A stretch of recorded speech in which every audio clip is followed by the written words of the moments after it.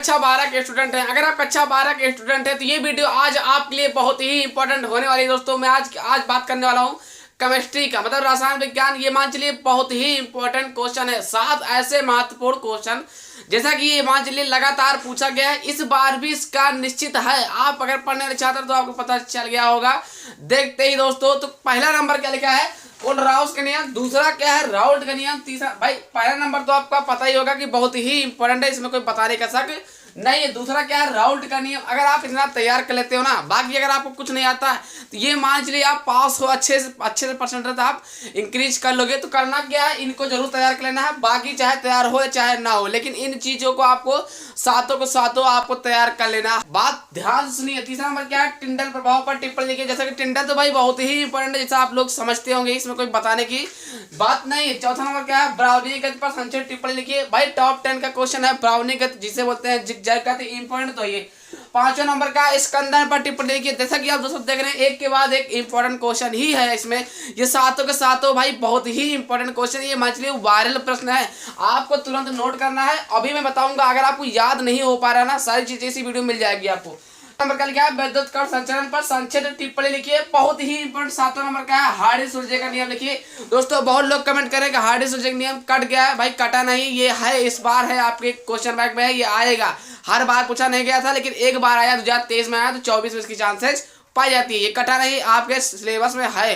तो अब ये बात करना है दोस्तों, कोलराउस नियम, राउल्ट नियम, टिंडल प्रभाव। आप याद तो करते हो या साथ के साथ हो, लेकिन आप भूल जाते हो। तो मैं आज भूलने की बीमारी आज खत्म कर दूंगा। तो करना क्या है, पूरा देखना दोस्तों। मैं आज इसे शॉर्टकट में बताऊंगा। मात्र 1 घंटा आधे घंटा के अंदर अंदर आप सभी को तैयार कर लेना है, कर लोगे। ऐसा ट्रिक के साथ बताऊंगा आसान तरीके से। तो करना क्या है, पूरा देखना है, और पसंद आए तो लाइक करिए, चैनल को सब्सक्राइब कर दीजिए, ये तो आपकी जिम्मेदारी है ही है। तो मैं नंबर क्या लिखा है, कोलराउस का नियम। भाई ये आप याद करते हो, लेकिन आप भूल जाते हो। आज भूलने की बीमारी खत्म, मतलब आपको ये ध्यान से देखना है, बस आपको याद हो जाएगा। ठीक, आज आसान तरीके से बताने वाला हूँ दोस्तों। अगर आपको याद है तब भी देख लेना। अनंत तनुता पर किसी विद्युत अपघट्ट की मोल चालकता उसमें उपस्थित धनायन, ठीक, और या ऋणायन अनंत तनुता की मोलर चालकता के योगफल के बराबर होता है। जैसा कि आप देख रहे हैं, क्या लिखा है, अनंत तनुता पर किसी विद्युत अपघट्ट की मोलर चालकता तथा उसमें उपस्थित धनायन, ठीक, या ऋणायन अनंत तनुता के मोलर चालकता की योगफल, मतलब प्लस योगफल के बराबर होता है। इन्हें हम क्या कहते हैं, कोलराउस का नियम कहते हैं दोस्तों।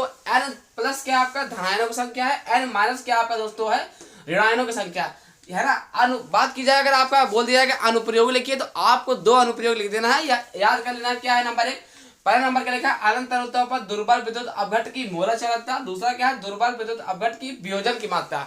दोस्तों इसको आप 2-3 बार अगर आप पढ़ते हो ना अच्छे से, तो भाई आपको याद जरूर हो जाएगा। तो करना क्या है, इसी तरीके से आपको देखते रहना, ध्यान से पढ़ना। नंबर क्या लिखा है, राउल्ट का नियम। भाई आप याद करते हो, लेकिन आप भूल जाते हो। आप करना क्या, पूरा देखते रहना। भाई कैसे याद करना, देखिए क्या लिखा है, राउल्ट का नियम कैसे लिखोगे कि आपको आसान रहे याद करने में। तो कैसे करना, देखिए क्या लिखा, किसी निश्चित ताप पर द्रव विलयन में उपस्थित किसी घटक का आंशिक वाष्प दाब उस घटक के मूल प्रभाज के समानुपाती होता है, इसे हम राउल्ट का नियम कहते हैं। बस फिर से देख लेना, क्या लिखा, किसी निश्चित ताप पर, मतलब ताप आपका निश्चित होना चाहिए, द्रव विलयन में उपस्थित किसी घटक का आंशिक वाष्प दाब उस घटक के मूल प्रभाज के समानुपाती होता है। इन्हें हम क्या कहते हैं, राउल्ट का नियम कहते हैं। ठीक, अब बात आती है राउल्ट के नियम की सीमाएं लिखें। 2 सीमाएं या 3 सीमाएं दे दी जाएगा। जहां तक 2 ही सीमाएं आपको दिया जाएगा, तो आपको आसान वाली सीमा याद करना है। पहला नंबर क्या है, एनटीपी पर दोनों घटक आवासशील होते हैं।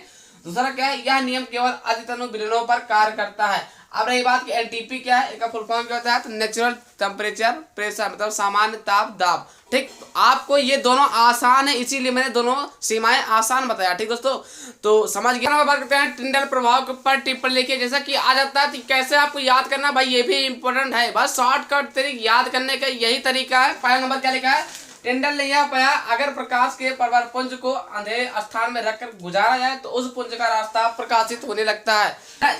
यह घटना टिंडल प्रभाव कहलाता है। आपको एक लाइन और लिख लेना है उसी में दोस्तों। क्या लिखना है, ऐसा कोलाइडी कणों द्वारा प्रकाश के प्रकीर्णन द्वारा होता है। किसके द्वारा होता है, प्रकाश के प्रकीर्णन द्वारा होता है। एक बार फिर से देख लेना, क्या लिखा है, यह पाया, अगर प्रकाश के प्रबल पुंज को अंधेरे स्थान में, कहां से, अंधेरे स्थान में रखकर गुजारा जाए तो उस पुंज का रास्ता प्रकाशित होने लगता है। इसे हम क्या कहते हैं, टिंडल प्रभाव का नियम कहते हैं, घटना कहते हैं। ठीक, है ना। आपको ये चित्र जब तक आप नहीं बनाओगे जब तक आपको नंबर नहीं मिलेगा। तो ये चित्र आपका बहुत बड़ा मैटर करता है दोस्तों। यहाँ पर आपको पेंसिल से सब सेट कर देना है, ठीक। कोना यहाँ पर जितना है ना, ये सब लिख देना है, ये सब लिख देना है। प्रदेश शंकु और प्रबल पुंज, ऐसा पूरा अगर आप करते हो तो दोस्तों 5 नंबर आपके हाथ में तो है ही है भाई। टिंडल प्रभाव तो आएगा, इसके अंदर भी आएगा, सारी चीजें मैं बता रहा हूँ। इनके बाद मैं बात करने वाला हूँ चौथा नंबर। करते हैं चौथा नंबर क्या दोस्तों, जैसा कि आप देख रहे हैं ब्राउनियन गति, भाई बहुत ही इंपॉर्टेंट है, आपको पता होगा इसको। जिसका दूसरा नाम क्या है, जिग जैग गति, इसका दूसरा नाम है। आपको याद करके जाना है भाई। ये 5 नंबर में आता है, जैसा आपको पता होना चाहिए। क्या लिखा है, कोलाइडी कणों की लगातार टेढ़ी मेढ़ी गति को हम ब्राउनियन गति कहते हैं। अगर आपने इतना तैयार किया है बस, ठीक, तो इसके बाद में आप बनाकर भी लिख सकते हैं, नंबर कटेगा नहीं। लेकिन अगर इतना आप नहीं, मतलब अगर आपको सही लिखना है, अगर सही नंबर, अगर 5 के 5 नंबर आपको लेना है तो भाई पूरा याद कर लीजिए। ज्यादा याद करने की जरूरत नहीं, क्योंकि समय आपके पास कम है, यही लिए मैं बता रहा हूँ। पूरा करिए। क्या लिखा है, कोलाइडी कणों के आकार और साल की सान्यता पर निर्भर करती है। कोलाइडी कणों का आकार जितना छोटा और सान्यता जितनी कम होगी, ब्राउनियन गति उतनी तीव्र होगी, ठीक। यह कोलाइडी की प्रकृति पर निर्भर करता है। इन्हें आप क्या कहते हैं, ब्राउनियन गति कहते हैं दोस्तों। आपको कैसे बना देना है, ठीक। यहाँ पर ये क्या हो रहा है, जिग जैग, मतलब ये रुकेगा नहीं, है ना। जिधर भी टेढ़ी मेढ़ी गति को कहते हैं ब्राउनियन गति कहते हैं। ऐसे आप कर दोगे भाई 5 नंबर आपको मिल जाएगा, ठीक। तो इसको आपको करना क्या है, इसमें आपको टेढ़ी मेढ़ी गति के बारे में बताना है, जैसा कि बोलते क्या है, ब्राउनियन गति। भाई 5 नंबर आपका पक्का है ना। सही से आपको तैयार कर लेना है, 2-4 बार इसको नोट करके अच्छे से याद करना है। बात करते हैं 5वां नंबर क्या है, स्कंदन। भाई बहुत टॉप 10 का स्कंदन तो मान चलिए आएगा, आपको पता होगा। स्कंदन तो लिख चुका है इस बार।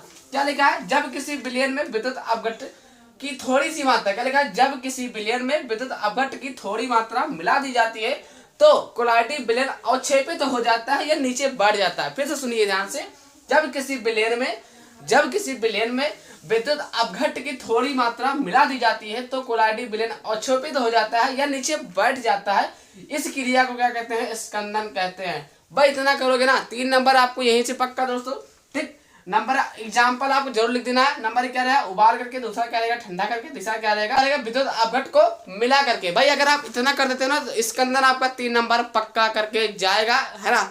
ब्राउनियन गति 4 या 5 नंबर आपको पक्का करके जाएगा। क्या है, जल्द से जल्द इसको नोट कर लिए। और इसी तरीके से इंपॉर्टेंट क्वेश्चन पाने रहने के लिए आपको चैनल को सब्सक्राइब कर लीजिए, क्योंकि आपको लगातार इंपॉर्टेंट मिलता रहेगा। तो आपका 6वां नंबर दोस्तों क्या लिखा है, जैसा कि आप देख रहे हैं 6वां नंबर क्या लिखा है, विद्युत कण संचरण। भाई बहुत ही इंपॉर्टेंट, आपको याद कर लेना है इसको भी। क्या लिखा है, अगर आपको नहीं दिख रहा है दोस्तों तो उसके लिए छा जाते हैं, लेकिन आपको ध्यान से देखना है, क्लैरिटी बढ़ा लेना है, ठीक। ब्राइटनेस आपको बढ़ा लेना है, अच्छे से दिख जाएगा। कोलाइडी कण आवेशित कण होते हैं, इसलिए विद्युत क्षेत्र के प्रभाव में ये कण विपरीत आवेशित इलेक्ट्रॉन की ओर गमन करने लगते हैं। किसी इलेक्ट्रोड में विशेष की ओर गति करना विद्युत कण संचलन कहलाता है। आपको यू आकार की नली बनाना है, प्लस माइनस करके भर देना है ना, और गोला छोटा छोटा कर देना है, जिसे आपको नाम क्या देना है, कोलाइडी कण। भाई एक बार फिर देख लेना है, अगर आप नोट करिए, अगर आपको नहीं दिख रहा तो ध्यान से नोट करिए। क्या लिखा है, कोलाइडी कण आवेशित कण होते हैं, इसलिए विद्युत क्षेत्र के प्रभाव में ये कण विपरीत आवेशित इलेक्ट्रॉन की ओर गमन करने लगते हैं। किसी इलेक्ट्रोड में विशेष की ओर गति करना, ये क्या है, विशेष की ओर गति करना विद्युत कण संचरण कहलाता है दोस्तों। आपका यू आकार नली रहेगा, प्लस माइनस आपको भर देना है, यही आपको कर देना है। भाई 4 नंबर तो 110% बात गारंटी के साथ 4 नंबर या 3 नंबर आपके हाथ में तुरंत पक्के हो जाएंगे। 3 नंबर 4 नंबर आपका पक्का हो जाएगा।